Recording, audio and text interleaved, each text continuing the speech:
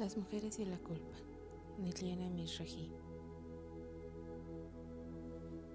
La metamorfosis de la violencia.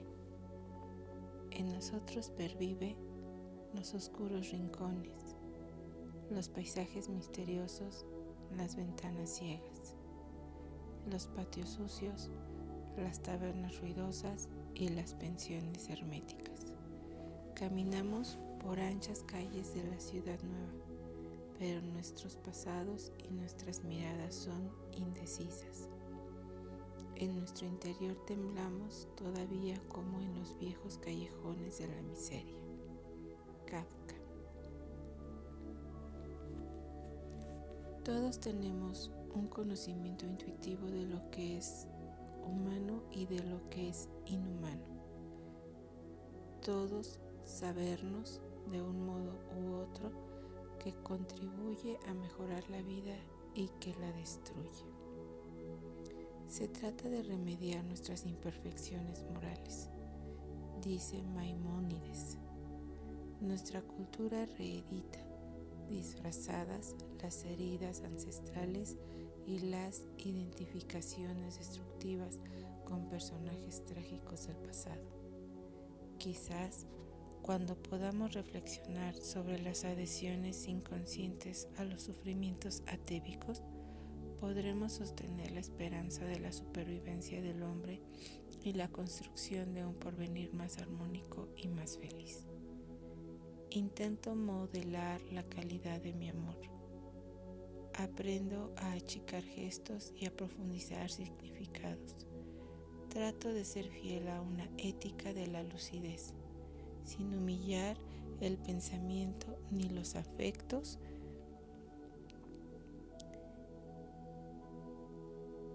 y obstinándome en la lucha que mantenga viva la esperanza.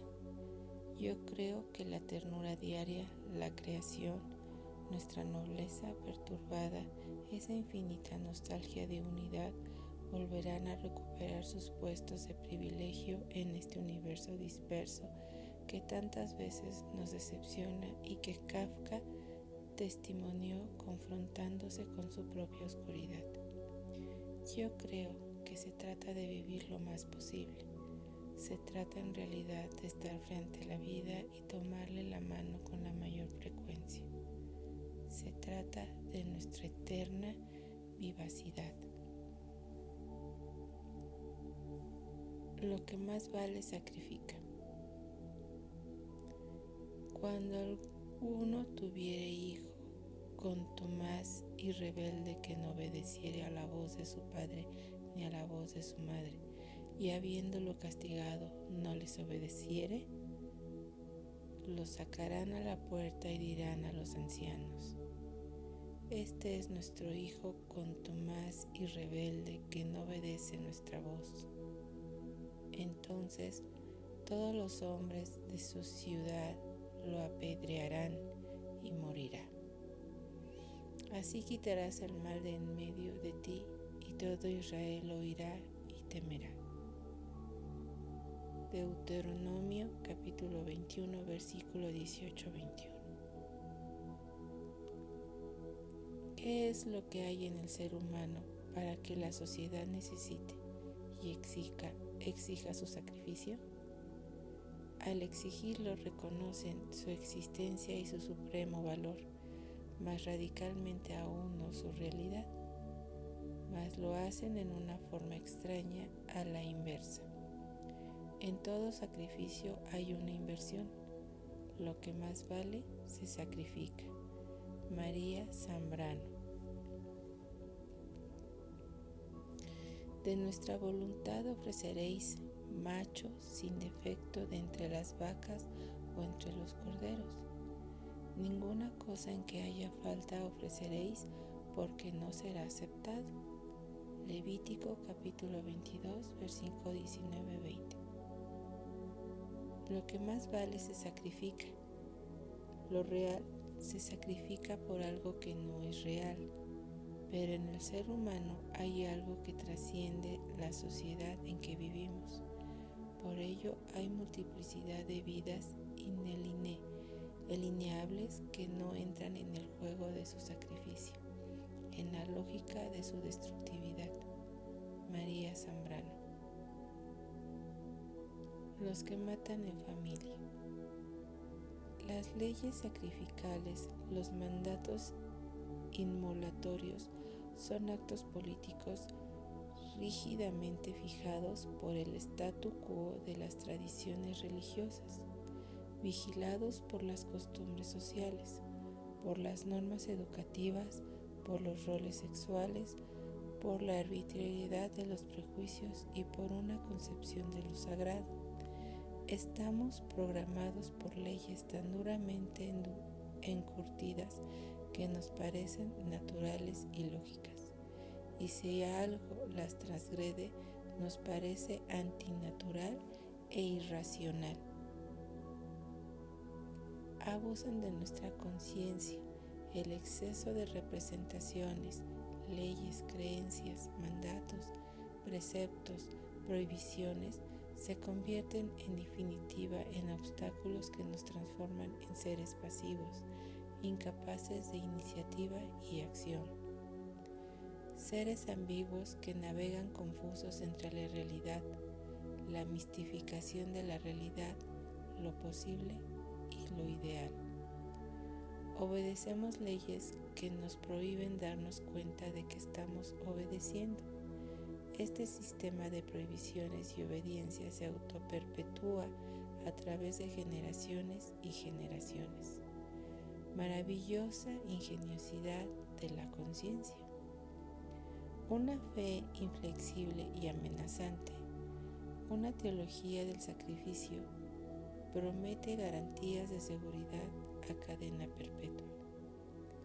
Seres destinados a redimir una culpa no visualizable. El fracaso humano reside en una inmolación sin objeto, inmolación que polariza los gérmenes del disenso y deja constancia de que dicha culpa es real. La erosión de los valores aumenta, lo religioso se descompone, la legitimidad de los derechos del individuo vacila sobre sus bases, el armazón de las costumbres parece derrumbarse, se teme por la propia seguridad, las instituciones que se pretenden cuidar y defender pierden vitalidad porque no se transforman. Si bien en lo manifiesto se ataca a los individuos, en lo profundo se hiere el orden que se presume proteger. Se trata de una problemática donde se juega el destino de la sociedad como la totalidad. La ética sacrificial está legitimada por un consenso que la sostiene, la recrea y le da continuidad.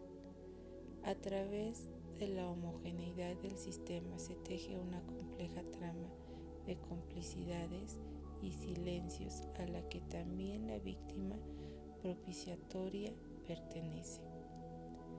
La lógica sacrificial se nutre de seres a los que realmente debería cuidar: niños, ancianos, mujeres, jóvenes, discapacitados, enfermos mentales, homosexuales, extranjeros, prisioneros, seres humildes y desposeídos, marginales que por su edad, sexo, raza o condición social no logran ser aceptados e integrados plenamente en la comunidad. Las consecuencias de una ética sacrificial no pueden circunscribirse a determinados personajes elegidos supuestamente por el destino. Sobre aquellos que comparten la vivencia de exterioridad y marginación, la comunidad alivia sus frustraciones y temores. Así quitarás el mal del medio de ti, y todo Israel oirá y temerá. Deuteronomio. Es frecuente la facilidad con que el pensamiento y las tradiciones religiosas prestan su lenguaje a este aspecto trágico de la humanidad. Me pregunto, ¿la religión se concibe a sí misma como una empresa de limpieza? La duda es impensable ante la severa promesa de salvación. El sistema promete para someter. En cuanto a aquellos cuya función es amarnos, quiero decir nuestros padres, nuestros allegados, ellos siempre tienen pronta la palabra necesaria, pero más bien es una palabra como una bala. Nos llaman por teléfono como si tiraran con una carabina. Camus. Podemos reconocer ecos contemporáneos de esta ética inmolatoria en las guerras, holocaustos, mentiras y hambre de nuestros tiempos modernos, o en el dioses sedientos y monstruos implacables de la antigüedad trágica. Ifigenia, el drama de Edipo, de la desesperación de Medea, las bacantes, Ajax, la locura de Hermécules y muchos otros ponen de manifiesto una punta de la cuestión. Nos enseñan a creer que la relación entre hermanos es una fraterna y amorosa unidad. Sin embargo, los ejemplos históricos y mitológicos son modelos de enemigos a muerte. Caín y Abel, Jacob y Esaú, Rómulo y Remo, Ricardo Corazón de León y Juan Sin Tierra, Eteocles y Polinice, entre otros. Los que matan en familia. ¿No han advertido ustedes que esta sociedad se organizó para esta clase de liquidación? Camus. La unidad violeta. La comunidad, el grupo, la familia generan estrategias de aplacamiento a través de una víctima propiciatoria, aplacamiento de las tensiones y miserias que se intentan disimular. El grupo oculta y disfraza su intimidad. Los mandatos sacrificiales se ejecutan a través de una empresa colectiva homogénea que otorga su conformidad. La unanimidad violeta. La transferencia grupal de hostilidad sobre la víctima elegida resulta eficaz si el grupo logra sustraerse de la conciencia de una crueldad que nunca reconocerá como propia. Cada miembro del grupo procura controlar la vida interior del otro para preservar su propia interioridad.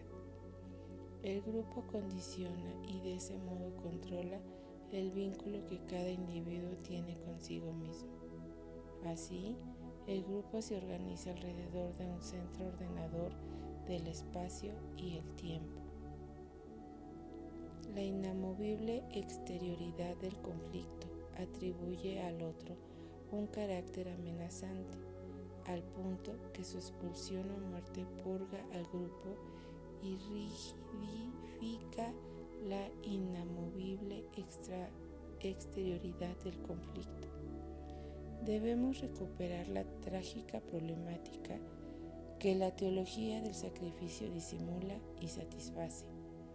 La mayoría de los suicidios son respuestas aparentemente individuales a un crimen inducido, generalizado y con consenso. La ética sacrificial evidencia un mundo alterado y cosificado que revela lo esencial: renunciar a ser, claudicar, aceptar lo injusto y adecuarse a lo inadecuado. Es el mundo de todos contra todos. El mundo de todos contra todos es una empresa ni demasiado difícil ni demasiado improbable. Lo que sucede es simple. La alternativa es que los buenos exterminen a los malos y los malos a los buenos.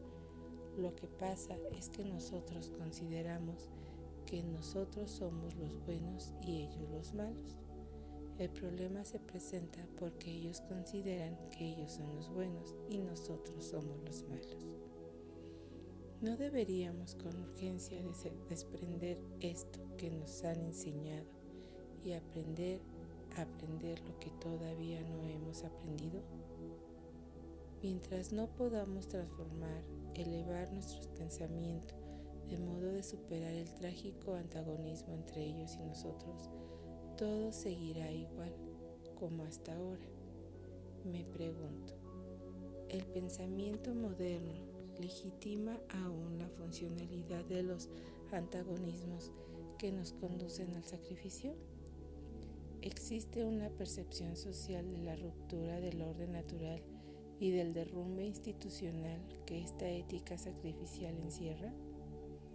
¿Se pretende perturbar la ignorancia o la negación de la violencia, multiplicando las condenas arbitrarias, recrudeciendo las culpas o ignorando las sentencias justas?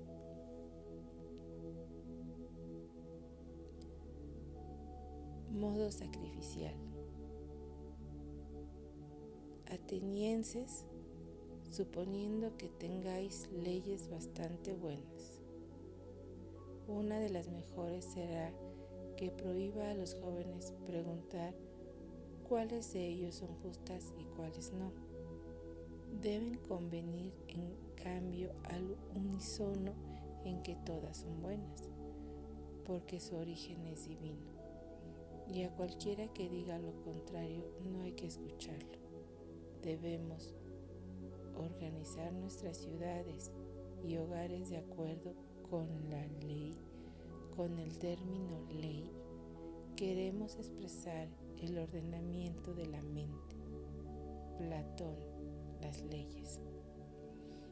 Un mundo único, inaccesible al cambio y eternamente justificado por leyes abstractas e inapreciables.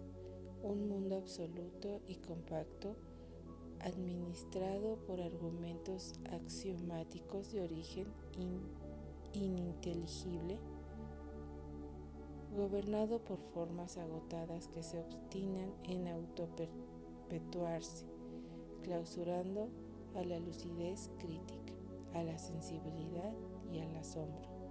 Un mundo donde el discurso de amor, paz y solidaridad parece obsceno en su desfasaje y desproporcionado con la realidad.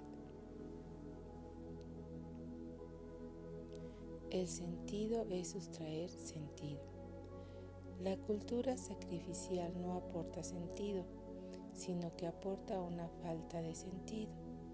Allí donde la necesidad de comprender es más urgente, la búsqueda incesante de significados profundos aparece en nuestra sociedad como un empeño vano.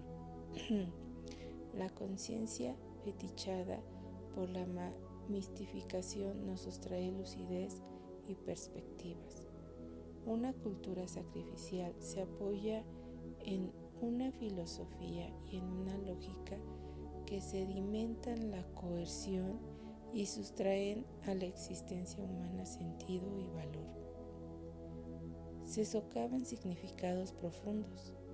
De este modo, la vida queda sujeta y a disponibilidad del poder vigente.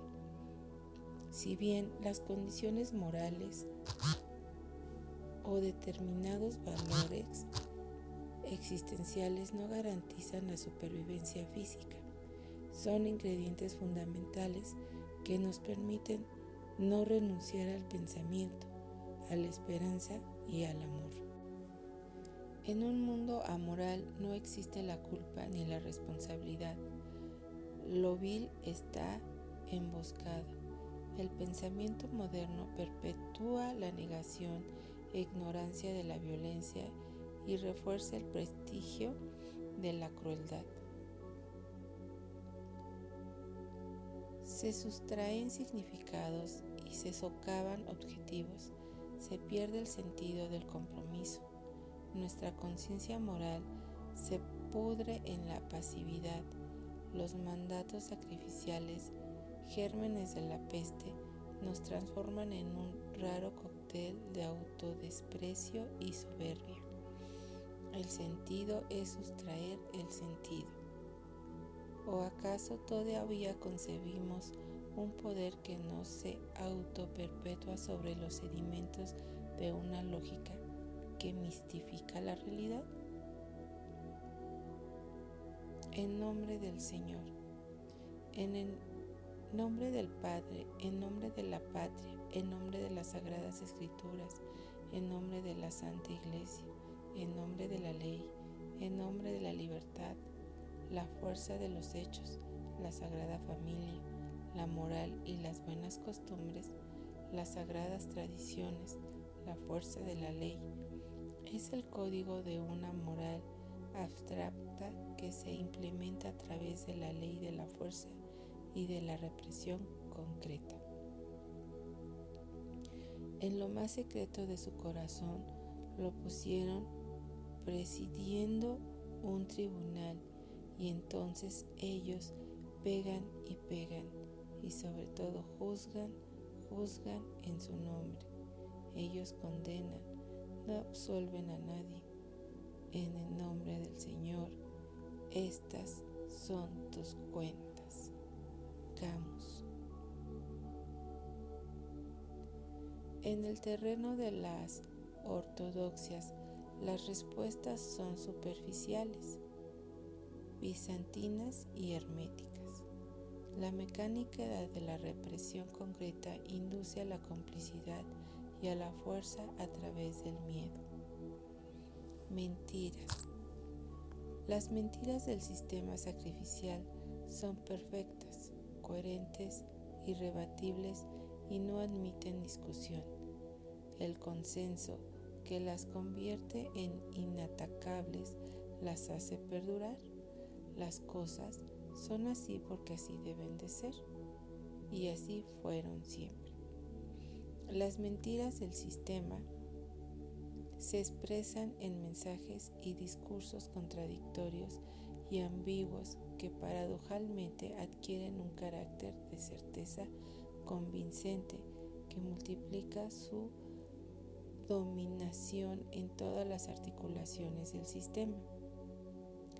Las mentiras del sistema multiplican y perpetúan la complicidad sin perspectiva con el aparato represor. Mentimos y nos culpamos por nuestra falta de virtud, pero no responsabilizamos al sistema por su coerción. Nos ordenan no tomar contacto con nada diferente a nosotros mismos. Obedecemos, aguantamos la respiración. Se incrementa la miseria humana, miseria que no nos hace ni más conscientes ni más humanos, pero sí más miserables.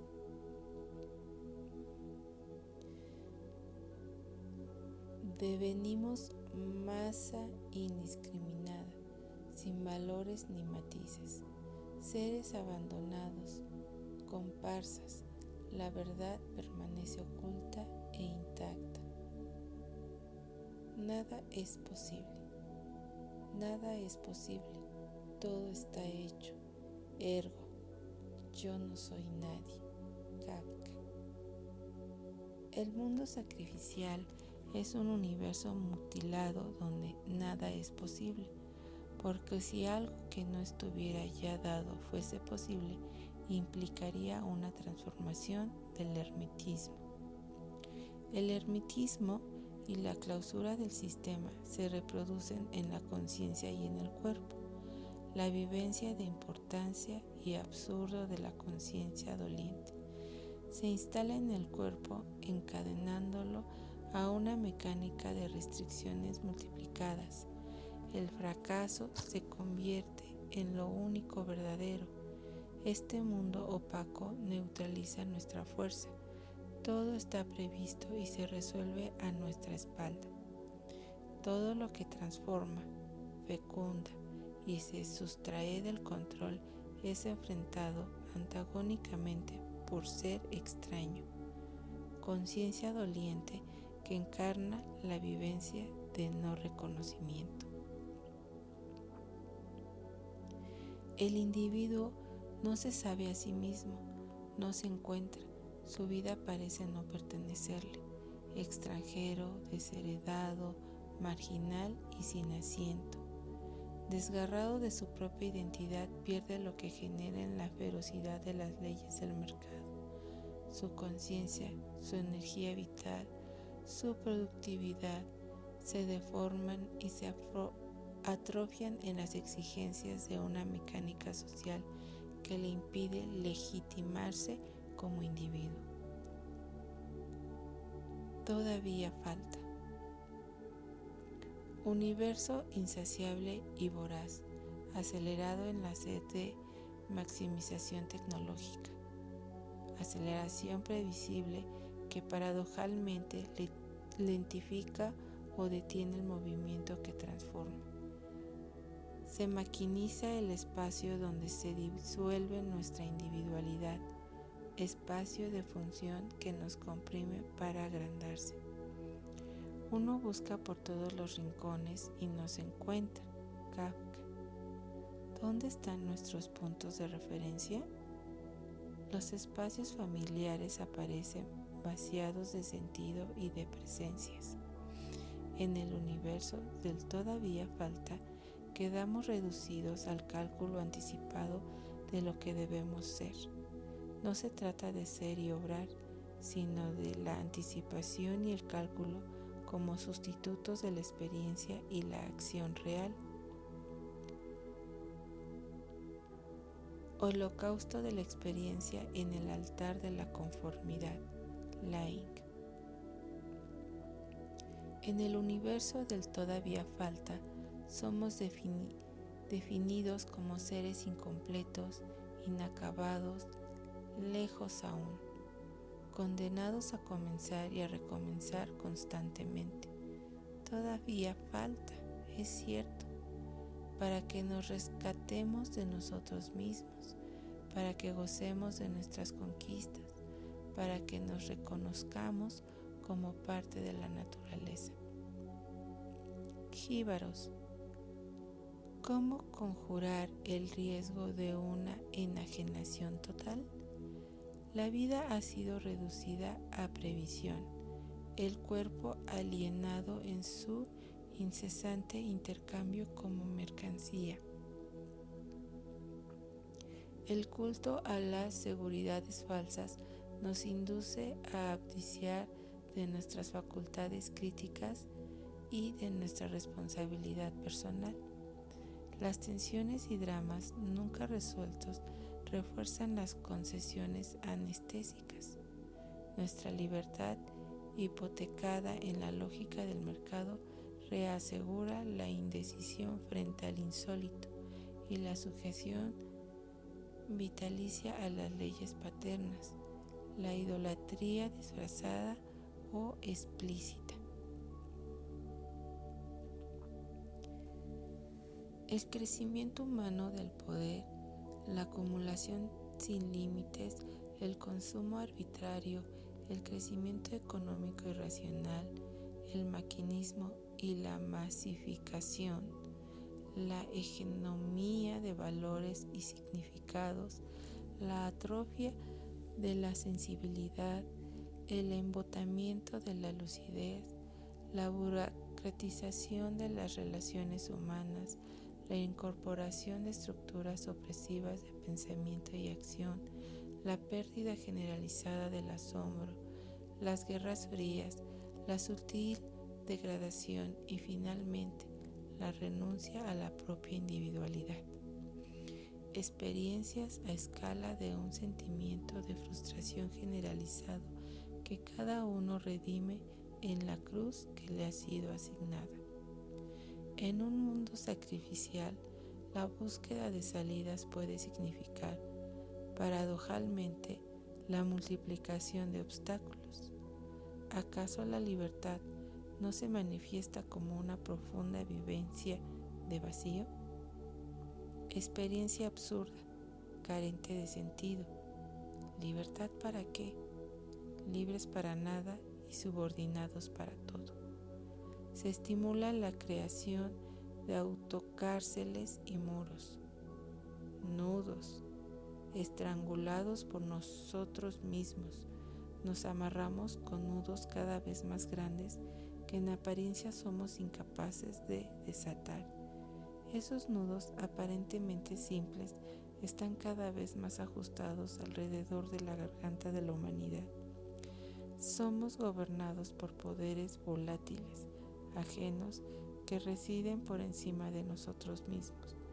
Somos uno más, voluntad embotada, parte de eso. Hemos sido sustraídos de lo que no nos pertenece, Nuestro tiempo, nuestro espacio, nuestro trabajo y nuestra obra. Es lento y sutil el proceso de jibarización. Donamos nuestras cabezas, asumimos nuestra identidad de acéfalos, nos liberamos de la responsabilidad de pensar y en un espacio donde predomina la previsibilidad y el axioma, decapitados cultivamos la hipocresía, adoramos lo falso, nos aturdimos y nos agitamos para disimular lo mejor posible nuestro desgarramiento. Irremediables extranjeros, prototipo del ser desubicado y desposeído en un universo de sombras y ausencias. ¿Quién puede enfrentar lo invisible?